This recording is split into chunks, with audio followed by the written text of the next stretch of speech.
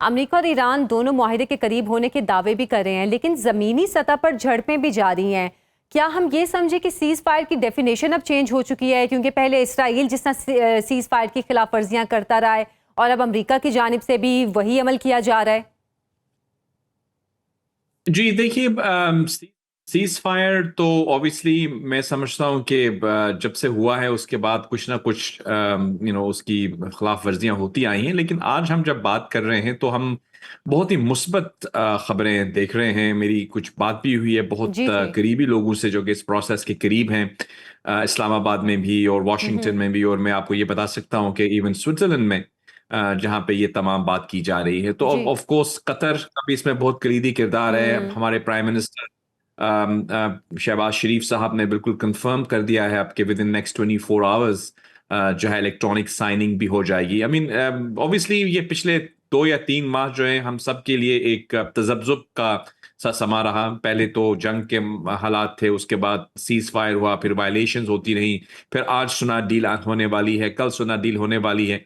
मेरी नजर में पाकिस्तान की जो काविशें हैं उनको हम एक दफा दोबारा हमें अप्रिशिएट करना चाहिए कि हम्म। डिस्पाइट दिस, मैं समझता हूं कि एक क्वॉगमायर जिसमें ये तमाम दुनिया उलझी हुई थी, पाकिस्तान के जो अहलकार हैं, बिलखुसूस हमारे फील्ड जी जी। मार्शल साहब और प्राइम मिनिस्टर, उन्होंने जो है बड़ी मैं समझता हूं कि डिटर्मिनेशन के साथ इस प्रोसेस को डीरेल नहीं होने दिया।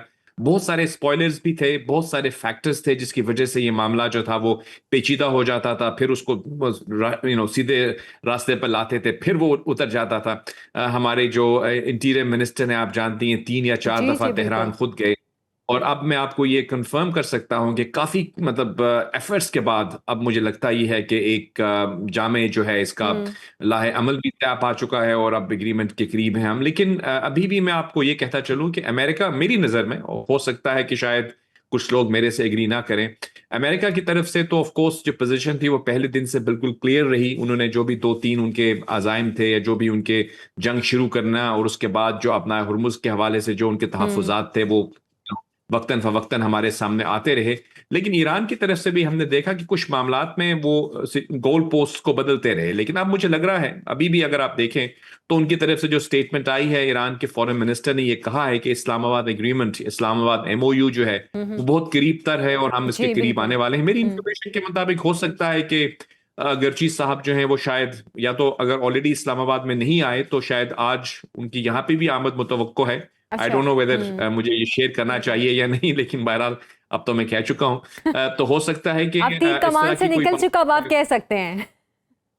मतलब मैं मेरी कुछ इंफॉर्मेशन इस तरह से आई है कि वो हो सकता है कि कुछ मामलात को तय करने के लिए वो इस्लामाबाद खुद भी आए। अच्छा। हम्म। अब वो आते हैं या नहीं आते, ऑब्वियसली इसके बारे में तो मैं हतमी तौर पर नहीं कह पाऊंगा, लेकिन मेरी हम्म। कुछ जो जहां तक मेरी अंडरस्टैंडिंग है, तो अब तमाम जितने भी वो आप क्या समझते हैं कि जो इंडिकेटर्स हैं वो मेरी नज़र में पॉजिटिव हैं इस वक्त। और हम मुझे एक्सपेक्ट कर रहे हैं कि इंशाल्लाह नेक्स्ट कुछ घंटों में, 24 घंटों में या उससे ज्यादा हो सकता है कि या 2 दिन लग जाएं। बिकॉज यहाँ पे जब ईरान और अमेरिका की बात आती है तो हम हम्म। कोई भी चीज प्रिडिक्ट करने के बारे में करने से पहले 10 दफा सोचते हैं, क्योंकि बिल्कुल सही पहले कह भी रहे हैं। हम्म। दी हुई प्रिडिक्शंस दुनिया भर के जो बहुत ही जय्यद एनालिस्ट हैं, हम हम्म। तो छोटे मोटे एनालिस्ट हैं, बहुत बड़े बड़े जो वॉशिंगटन में और बड़े बड़े शहरों में बैठे हुए एनालिस्ट्स हैं ग्लोबल लेवल का, उनकी भी जो प्रिडिक्शंस हैं वो सही साबित नहीं हुई। तो ऑफ कोर्स अब हम इस चीज पर हतमी तौर पर तो नहीं कह सकते, लेकिन बहुत करीब तर हैं उस एग्रीमेंट के जिसके बारे में, एक एलूसिव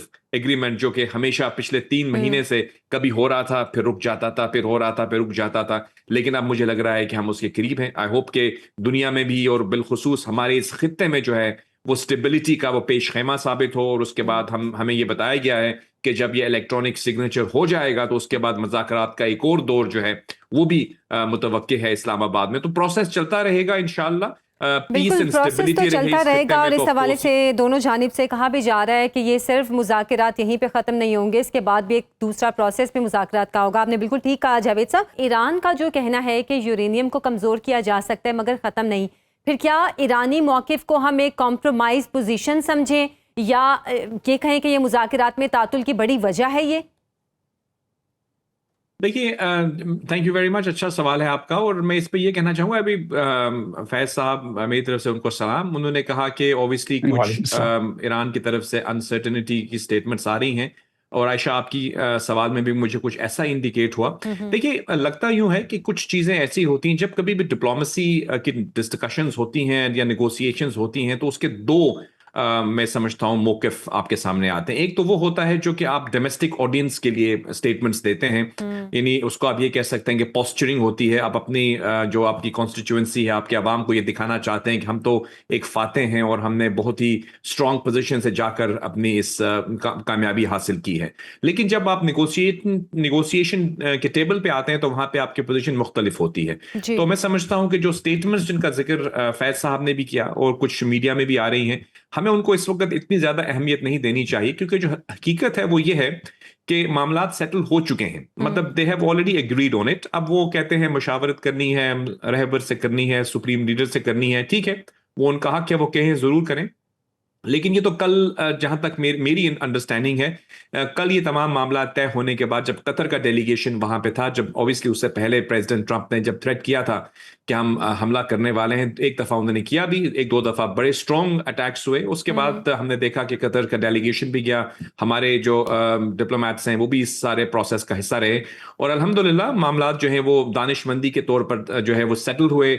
और अब मुझे लगता यह है कि फॉर्मेलिटीज हैं जो कंप्लीट की जा रही हैं, और अगर कुछ घंटे ऊपर नीचे भी हो जाते हैं तो मुझे लगता यह है कि ये मामला अब सेटल हो चुके हैं अल्हम्दुलिल्लाह। और अब जो मजीद इनके यूरेनियम का इशू है या अपना हुर्मुज का है, वो तमाम एड्रेस कर दिए गए हैं। और मैं यहाँ पे ये भी कहता चलूँ आपको कि देखिए ऑफ कोर्स एक बहुत ही मुश्किल वक्त था इस पूरे खित्ते के लिए, गल्फ के लिए भी, ईरान के लिए भी, हम सब के लिए जो इस खित्ते का हिस्सा हैं। यहाँ पे हमको अप्रिशिएट करना चाहिए कि despite lot of attacks on the gulf, बहुत पेशेंस का मुजाहरा किया खलीजी ममालिक ने, एक स्ट्रेटेजिक बिल्कुल। पेशेंस जिन्होंने दिखाई, तहम्मुल का, दानिशमंदी का, कोई रिटेलिएट नहीं किया जिस तरह से वो कर सकते थे, उनके पास एबिलिटी भी थी, स्ट्रेंथ भी थी।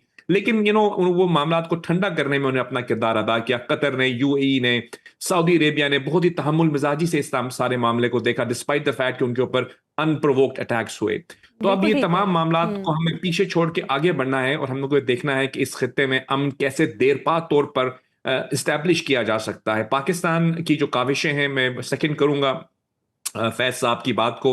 मेरी बात होती है चाहे लंदन में हो, वॉशिंगटन में हो, यूरोपियन ब्रसल्स जो यूरोप का कैपिटल है वहां पे हो, खुद खलीजी ममालिक में हो। ऑफ कोर्स हम तो तारीफ करते ही हैं, लेकिन आपको अच्छा लगता है जब आपके मुल्क की, आपके सफारतकारों की, आपकी काविशों की दुनिया भर में पजीराई की जा रही हो। और पाकिस्तान की डिप्लोमेटिक हिस्ट्री में मैं आपको बता सकता हूँ as a student of diplomacy, और मेरा ताल्लुक मीडिया से भी रहा है, मैं देखता हूं इन तमाम प्रोसेस को बहुत करीब से। मैं समझता हूं कि पाकिस्तान की सफारती तारीख में हमारे लिए ये एक सुनहरी बाब के तौर पर है कि पाकिस्तान ने किस तरह से सिंसियरली डिटरमिन्ड एफर्ट्स किए इस खित्ते में, बल्कि बिल्कुल पूरी बिल्कुल दुनिया में ठीक कह रहे हैं। क़याम अमन के लिए। जी जी। बिल्कुल। और हमारे जो फील्ड मार्शल साहब हैं, हमारे जो प्राइम मिनिस्टर हैं, हमारी पूरी जो टीम इस सिलसिले का हिस्सा रही, मैं समझता हूं कि उनकी काविशों को हमें खराज तहसीन पेश करना चाहिए। और हम देखते हैं कि इस वक्त ये मामला जो है सेटलमेंट की तरफ जा रहा है, और अगर ये पॉजिटिव डेवलपमेंट हुई है, अब हम इंशाल्लाह पूरी उम्मीद रहते हैं कि अब मजीद भी जो मामला एक दो रह गए हैं उनको भी सेटल कर लिया जाएगा। बिकॉज ऑफ कोर्स ईरान भी ये समझता है और अमेरिका भी ये समझता है कि जंग जो है वो मसले का हल नहीं है। बिल्कुल जंग के ठीक है जरिए आपने, और दोनों मुल्क ये समझते हैं और कोशिश दोनों की तरफ से बहरहाल की जा रही है कि ये जंगबंदी हो। पाकिस्तान का किरदार नाकाबिले फरामोश भी है और यकीनन बहुत बड़ा किरदार है पाकिस्तान का।